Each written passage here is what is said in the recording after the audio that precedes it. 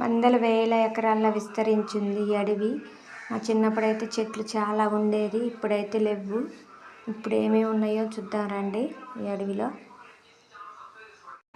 Hi friends, నేనైతే అడవికి వెళ్ళిన ఏమన్నా పనులు ఉంటాయేమో అని. ఒక చెట్టు అయితే కనిపించింది, ఎంతో ఆశపడి వెళ్ళిన దగ్గరికి.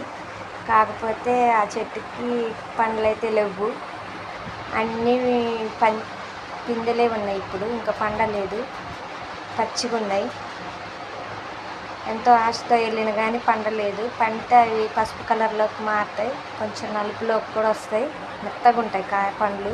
వీటినైతే బల్స్ పండ్లు అంటాం మేము. చిన్నప్పుడు బాగా తినేవాళ్ళం అడవిలో.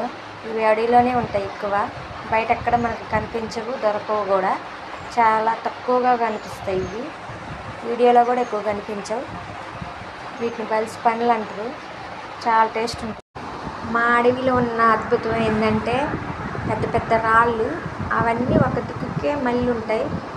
తూర్పు దిక్కుకు మొహం పెట్టుంటాయి, పడమటి దిక్కు అయితే మళ్ళీ అసలు ఒక్కటి కూడా. ఇంకా నేను లోపలికి వెళ్ళలే, లోపలైతే దగ్గరకు ఉంటాయి, ఇక్కడైతే దూరం దూరంగా ఉన్నాయి. నాకు భయమై లోపలికైతే వెళ్ళలేదు నేను. అన్నీ ఒక్కళ్ళు మళ్ళీ ఉండటం అనేది అద్భుతం. ఈ వింత అనేది ఎవరికి తెలియదు అసలుకి. బండలన్నీ ఒక్క వైపే తిరిగి ఉంటాయి.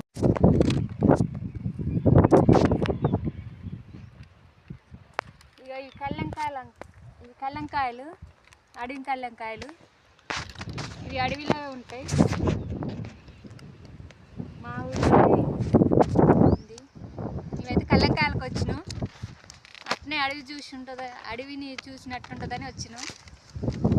చాలా రోజులు అవుతుంది దాకా అడవిలోకి. చాలా వేల ఎకరాల్లో ఉంది అడవి.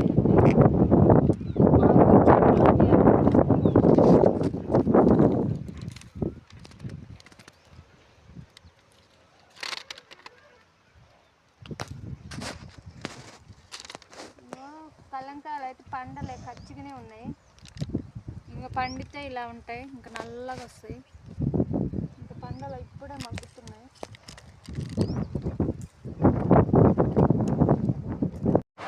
అడవంతా తిరుగుతుంటే నాకైతే ఒక చెట్టు కనిపించింది. అవి ఎక్కడైనా ఉంటాయి అడవిలోనే కాదు, ఊళ్ళో కూడా ఉంటాయి అక్కడక్కడ. కాకపోతే చాలా రోజులు అవుతుంది అవి చూడక, అందుకని చూస్తున్నాం. ఇవి అయితే బియ్యం పండ్లు అంటారు, పిందెలే ఉన్నాయి. పెద్ద కాయలు ఎక్కువ లేవు, ఒకటి రెండే ఉన్నాయి. పెద్దగుంటే ఇట్లుంటాయి, తెల్లగుంటాయి, వైట్ కలర్లో పెద్దగా ఉన్నాయి. అవి ఇప్పుడే పండటానికి వచ్చినాయి. చిన్నప్పుడు బాగా తినేది వాటిని, నేనైతే తిన్నా, బాగున్నాయి.